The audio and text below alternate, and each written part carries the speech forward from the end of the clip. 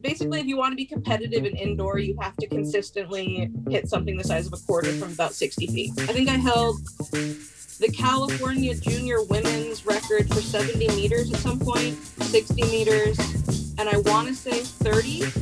And then I set an indoor record as well. And I've also shot put a candle outside away from any dry grass or whatever, but try to shoot the flame off the candle without actually hitting the candle.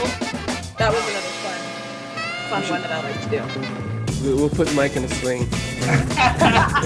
Or we'll tell him to run. Mike, start running.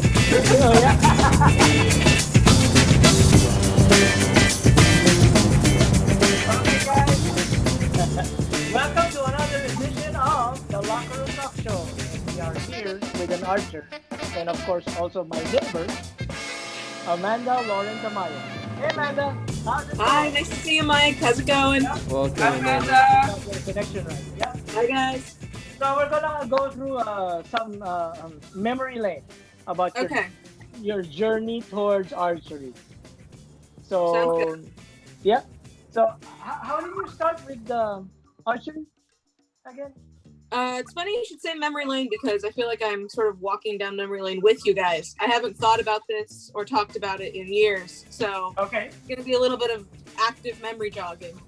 I started archery when I was about 11 years old, so that would be 12 years prior to now. I had just read Robin Hood in school, and I had joined some sort of team or whatever. My parents were proud, and they were like, "What can we buy you?" And having just read Robin Hood, I was like, "I want a bow." My parents were a little hesitant to buy an 11-year-old a weapon, but they went through with it, like good parents would. And that's how I started. So they didn't buy you the Nerf version of the bow and arrow. They bought no. the I was very adamant. I was very adamant. I wanted the real thing. And I was lucky enough to live in Pasadena, where we have one of the oldest archery ranges in the country. Oh, nice. Oh, nice. Yeah, so if you guys are familiar with the old version of Robin Hood with Errol Flynn, that's actually where it's set, is in that Pasadena range. Oh, wow. Oh, okay. Yeah. That's the original. Mm-hmm. So, did you know that your dad was a javelin thrower in high school? I had heard stories, but I mean, he's my dad. It always seemed so abstract that happened in like another world, another timeline. I was like, oh, this is totally, it's not genetic. This is God-given, you know? I was not. Yeah, I was 11. I was had a huge head. But yeah, I think my dad's proclivity for javelin must have helped. Yeah, because I was gonna say, if you knew that, maybe you would have used it as an argument. Oh, well, you used to throw the javelin. That's like a weapon. Yeah, I think he has a story of there was someone that was injured, so it's not exactly a good argument. Oh, okay. Yeah, my mom didn't play sports at all, so she was just like, do whatever you want with it. I'm not involved. This is your thing. Okay. Well, I know your dad kind of, so obviously just for the audience, we're all from San Beda in the Philippines, and your dad as well went to that school. So I know just from talking to him, he kind of mentioned that it sounded like your dad or your family kind of controlled like an archery school or archery training. Is that right? Or maybe you have you can enlighten us with that. I don't know about control, but we were definitely sort of involved and very invested in the growth of some new archery clubs in the area. So when I was sort of deeply into the archery community and like very dedicated to the sport, that sort of coincided with the Hunger Games and Brave and sort of this, the pop culture era of archery. So we had all these kids that wanted to come shoot, and there were relatively few programs to learn how to do that safely. So in the community that we had, we sort of took it upon ourselves, or at least to be vocal and to try to be as welcoming as possible for all these new kids. And we ended up being pretty integral to a couple clubs. So we would sort of show them the ropes, what to do, what not to do, coaching tips, practices. Sometimes we would like watch the kids drive them up. Yeah. Okay. And then I also saw an article, since we're going back in time here, it was 2012, 2013, 2014, around that time. Correct me if I'm wrong, but it had something about a Pasadena Archery Club, Junior Olympic or something like that. And it said, so you kind of have to, I guess, enlighten us and the audience as well. Like, how does archery work, the scoring? Because it said something there where you hit like 280, 283. Yeah. So archery so there's two different types of tournaments you can shoot as a recurve archer, which is what I was. I was an Olympic recurve archer. So that's the type of archery and the type of bow that I would use that I can shoot in the Olympics. It's the only kind that you can go to the Olympics for. So for a while, that was my dream. So I was like, I want to go. I'll shoot this type of bow. And when you shoot those types of competitions, when you're indoor, you can shoot something called a 300. It's out of 300 points. Whereas outside, it would be out of 1440. So, oh, wow. Yeah, so like a perfect score on an indoor round would be either 2 sets of 300, so like 600 total points, perfect score. Whereas an outdoor would be a 1440 because you're shooting at 4 different distances. Okay. An indoor is more fixed, so you're only shooting at 18 meters indoor, and the 10 ring is probably the size of a quarter. Wow. So, basically, if you want to be competitive in indoor, you have to consistently hit something the size of a quarter from about 60 feet. Oh, wow. That's a challenge. Yeah, and there are a lot of like other confounding factors, but the long and short of it is, can you hit that ring? And I guess at that point in time, I was good enough at hitting something the size of a quarter to have scored, I think my personal best ever was 292 out of 300, which is pretty good for like someone under 18, like a junior, or someone who really just wants to break the ice and get to shoot with like fellow Olympians is probably gonna have to shoot like a 295 out of 300. That'll put you in like a really competitive spot. But as a kid, shooting like a 280 something was really good. And the governing body, sort of USA Archery, has these certain mile marks that if you hit them, you get like a button. And because I had hit that minimum score, USA Archery was like, oh, you know, you hit this, have this little commemorative button. You've hit this milestone. Okay. So did you practice like in your backyard at all, or? Yeah, I was very fortunate. My parents were very supportive of the whole thing and managed to create like a range in my backyard. Do not mention this to the zoning commissions of Pasadena, or if you do, Nobody's watching. I will deny it. I will deny. But yeah, I had like a little area to shoot in my backyard. If we did it sort of like kitty corner, I could get like 40 meters out of it, which was pretty decent. But I remember logging a lot of hours.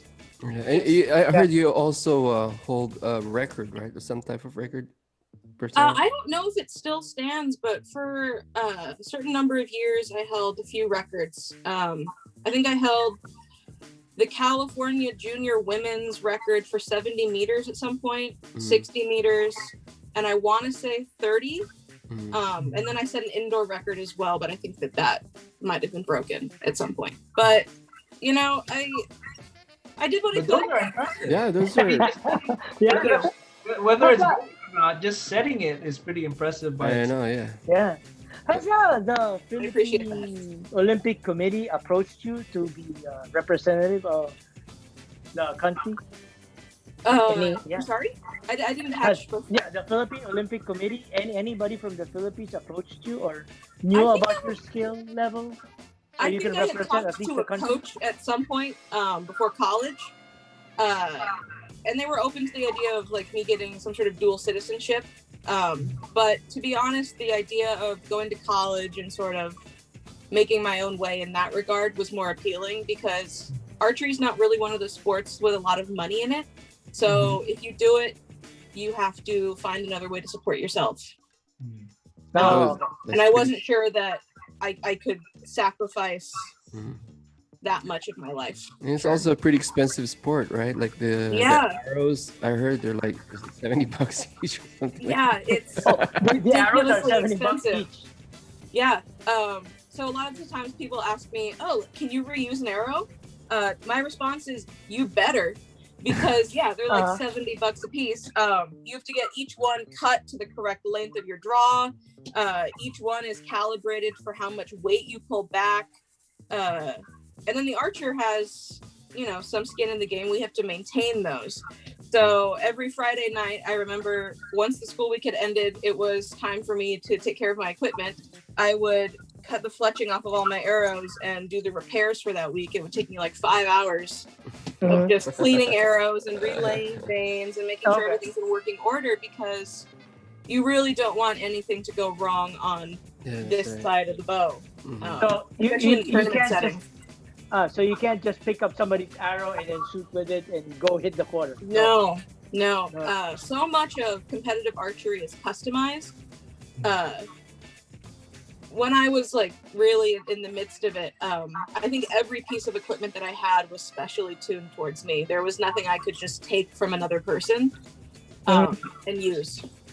Wow. That's why it was so important very meticulously, you have to maintain all of your equipment. And if you're going to a competition, it's not uncommon to bring a second set of equipment so that should anything go wrong, you have something to shoot with and you didn't just waste a trip across the nation or the world, Right, yeah. Okay, so at least you mentioned one myth that at least every equipment that you have has to be customized. So one. So let's somehow discuss hypotheticals, or not really hypotheticals, like myths from Rambo's arrow, explosive arrow. I'm sure you get this. Okay. I like where you're going with this. Yeah. Then let's discuss Rambo's arrow to Hawkeye's form, and how he shoots arrows. So, can you discuss most of the myths out there? There are quite a few of them. Let's see if I remember, if we can jog my memory. But so Hawkeye's bow, I guess it's sort of. Well, do you want to start with Hawkeye? Let's. Yeah. Okay, go ahead. Let's start with Hawkeye. Okay. So this sort of characteristic movement of him, like sort of folding the bow out with this motion in the movies. That's impossible. The amount of weight that he'd have to be pulling back would be like 2 pounds for that kind of flexibility in the limb. A lot of the time when you're shooting like a tournament bow, you're shooting somewhere between 36 and 40 pounds. Just that's what I was shooting. I think I was shooting like 38 and a half. That's the amount of force that you need to get to 70 meters. I know it's sort of it's superheroes, right? It's not supposed to be realistic, but in reality, he could probably shoot one of those arrows maybe a couple feet, just because he does not have a lot of weight on that bow. It's a little bit of superhero fiction. It's fun to watch. I really wish that was how it would work, because it would have saved me cumulatively probably several days of my life, just setting equipment up and taking it back down. How about just a protection? He has some sort of like he has an arm guard. Arm guard, those arm guards. Yeah, it's really long, and honestly, if he was good, he wouldn't need it. Okay. Yeah, so it wasn't that good. It's sort of one of the characteristic things that when you see an archer or whatever, you see the bow, and then they have this little thing on their finger. They have this arm guard, and then they have a quiver, and those are sort of the markers of an archer. But the thing is, when you do this day in and day out, you'll begin to rotate this part of your arm out, so you don't actually hit it. And if you do, then you've got bigger problems, because it hurts quite a bit. Yeah. Well, it's just I also heard another story about you. I don't know if it's fiction or not. That you hit a squirrel. Not on purpose, and it was a bird. Oh, it's a bird. Okay. I don't know if you want to tell us. This I remember very well, because it was a little traumatic. It was just a little bit traumatic. I was in the backyard minding my own business, and I was just like, doing my thing, right?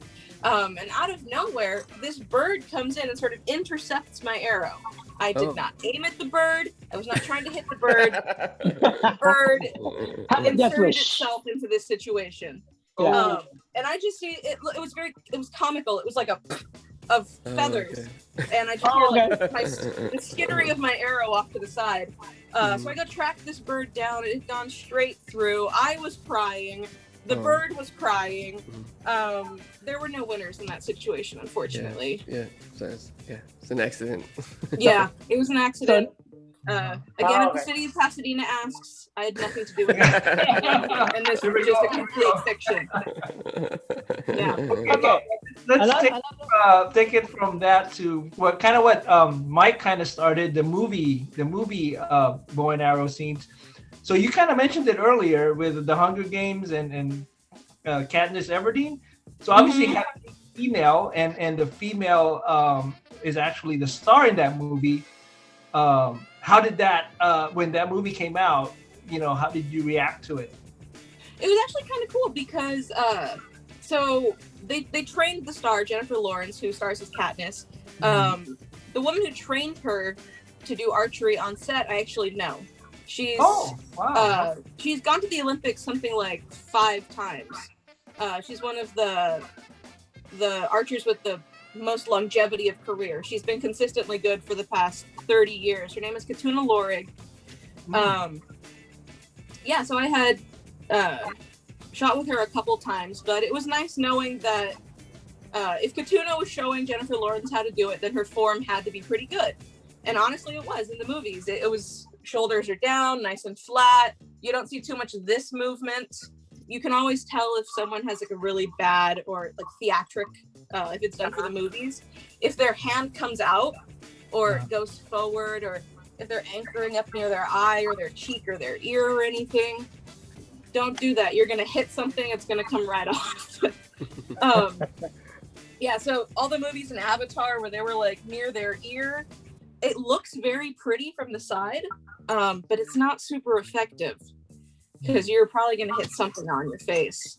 But as far as having sort of this female archery superstar, when I was a teenager, it was great to have that kind of publicity for the sport.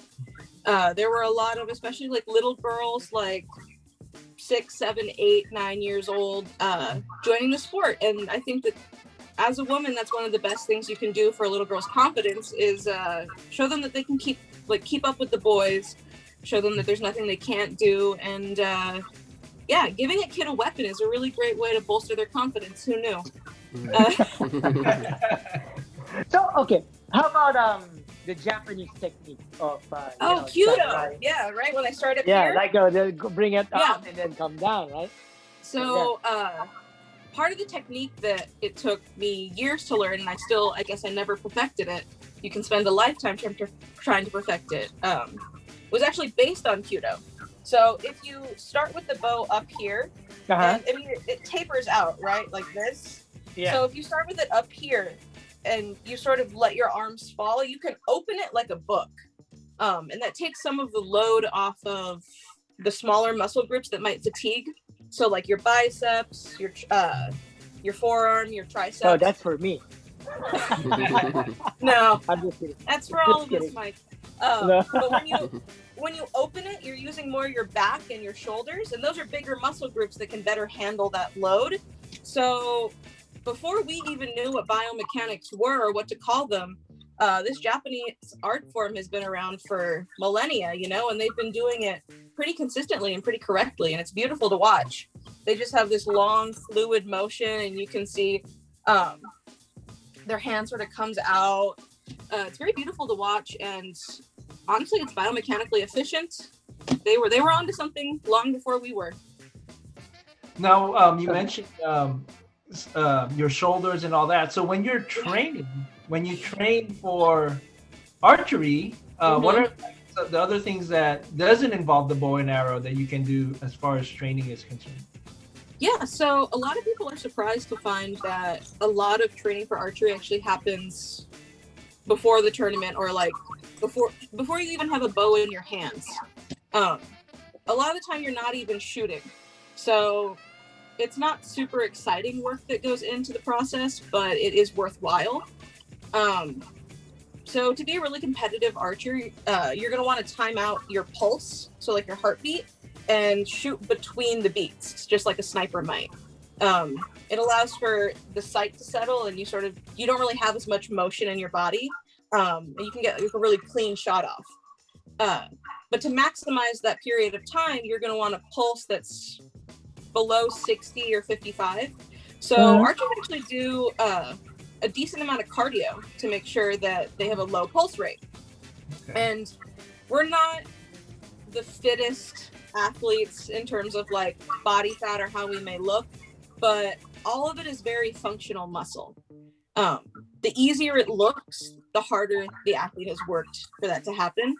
I remember many summers I would shoot for a couple hours, but then I would also be doing things called SPTs, or specialized physical training.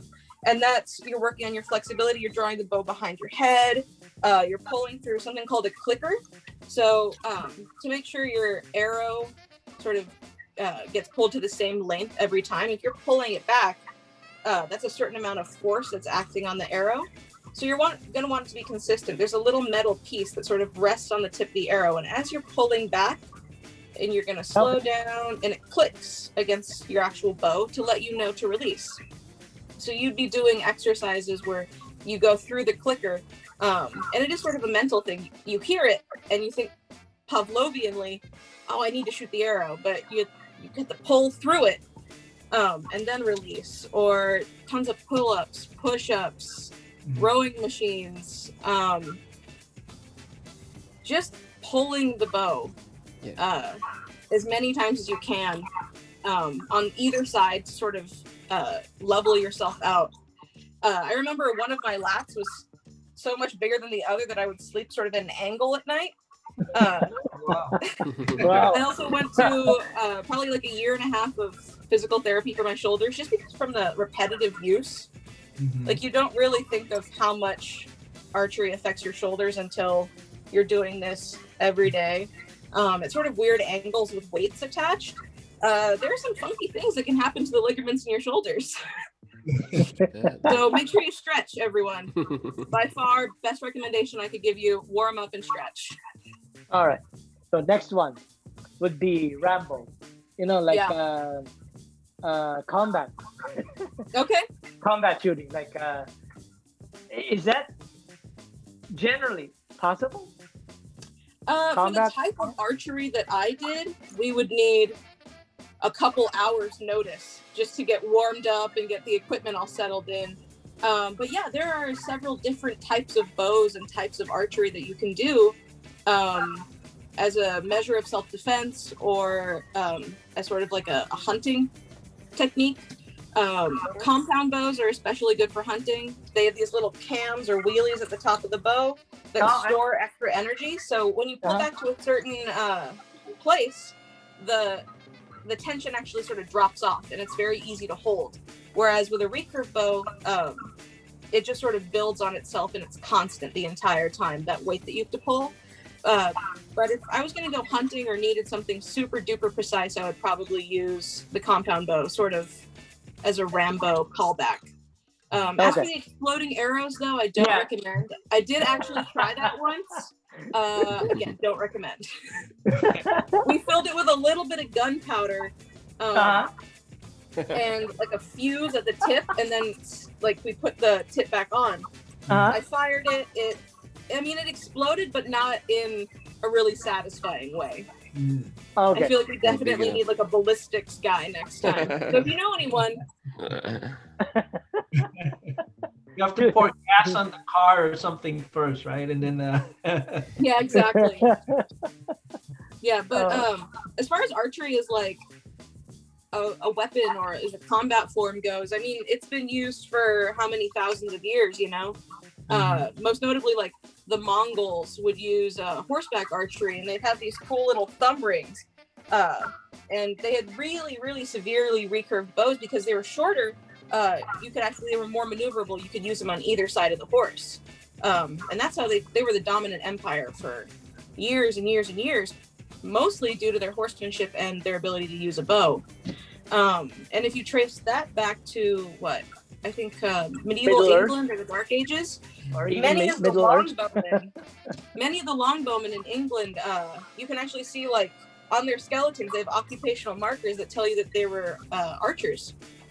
They have different types of wear and tear on their finger joints and their shoulders, and it looked like they were more muscled on their right side, which would be consistent with having to pull a longbow day in and day out. So it is an effective kind of weaponry. We've been using it since the dawn of time. Whether or not it's better than a gun or whatever we have now is a different debate. Is it always an advantage to be ambidextrous in archery? Can you shoot either left or right? No, not necessarily. So you do have to pick an eye dominance for archery. Okay. I'm right-handed and right-eye dominant, but there are a certain, like my dad, for example, he's actually right-eye dominant, but he shot left-handed because he has better vision in his left eye. Some people will have sort of like an ambidextrous co-dominance thing, and it actually does them a disservice because they're not always consistent with which eye they're aiming out of. So one minute you might be shooting down the center, and the next minute you might be shooting off the target because you're aiming with two different eyes. Okay. But what about But that's a good question, yeah. What about like physical attribute? Is there an advantage to being taller versus shorter or anything like that? I have seen people from every body type succeed and shoot really, really good scores. The thing that seems to, or one of the common denominators that I've noticed is broad shoulders. And I don't know if that's a consequence of being really good at archery, is that you put more muscle on your shoulders, but just sort of having that stable platform for yourself is important. Because if you think about it, you're trying to basically make your body into the barrel of a gun. You want everything to sort of be load bearing and be very straight so that you can be consistent for as many arrows as possible. And I think broad shoulders are, or at least muscular shoulders are probably one of the best things you can have as an archer. So what about the when you watch the movie, they always put the bows in a kind of like a sack behind their back. When you guys did you guys use that, or is there something? Yeah, so that's actually, I guess, a quiver. And I've tried using like a back quiver, but I don't have long enough arms to like pull the arrows out all the way. It looks cooler in theory. In reality, I sort of just ended up with most of the arrow out, and then I was like finagling with it for a while. It really detracted from the kind of scene that I was trying to create. But I know it works for some people. I just was always partial to have them on my hip. Okay. Less movement, less effort. Okay. Oh yeah, right. More efficient. Yeah, like- exactly. Efficiency is the name of the game. Yeah, that's why I was asking, because it would seem kind of hard to always be pulling it from. That's more popular among, I guess, traditional archers. They don't really have any sights on their bow, and a lot of the bells and whistles that Olympic-style recurve archers have. They were more partial to like the very minimalist, just the recurve with a long bow and plain arrows, usually with like feathered fletching. They were more purist, I guess. They like calling back to the bows of like mythology that you hear about. But the bows that I would use for competition were a little more engineering went on with those. They're made of like composite materials and layers of laminated glass to try to sort of get that snap in the limb every time. And they were sort of all weather, right? So the only weather that you're not shooting in is lightning, because a bow is effectively a lightning rod. But every other weather condition you can expect to shoot in, whether that be rain, high winds, extreme heat, everything you're going to shoot in. So you need to make sure you have equipment that's reliable.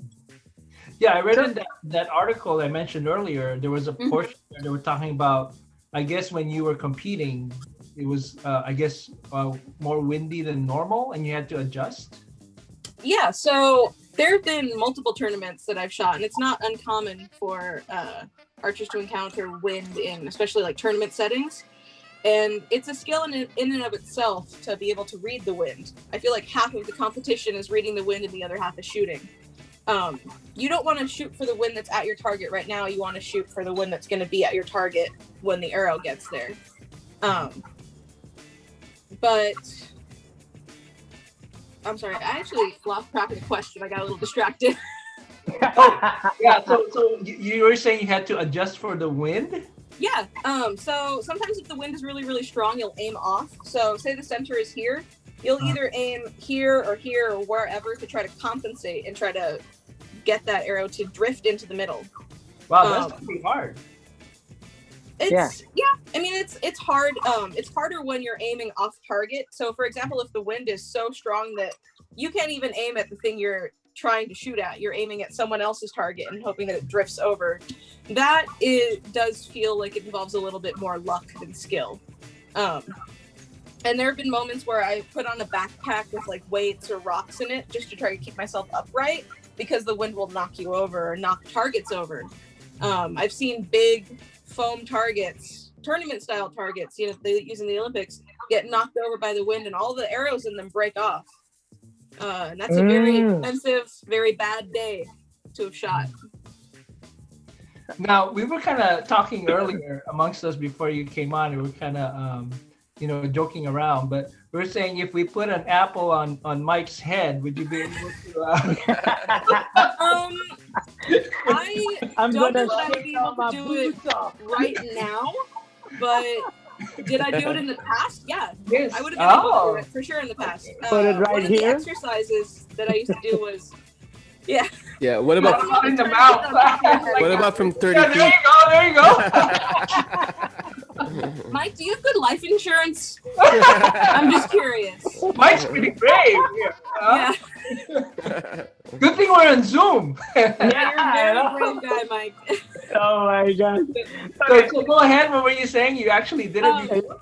So a couple of the little practice exercises that I would try to do, both as like a skill development thing and also just to keep it interesting. I would get like a little wiffle ball, one of probably the ping pong sized ones, and put that on a string. And you could actually get it to like pendulum and try to shoot it when it's moving. Wow. That was one of my favorite things to do, sort of shoot a moving target. Yeah. And I've also shot put a candle outside away from any dry grass or whatever, but try to shoot the flame off the candle without actually hitting the candle. That was another fun one that I like to do. We'll put Mike in a swing, or we'll tell him to run. Mike, start running. Oh yeah. With a target on my back, right? Moving target. Does he I'll have have to wear 911 on speed dial. Don't worry. bulletproof gear? Another question. Let's say we dropped you in a forest.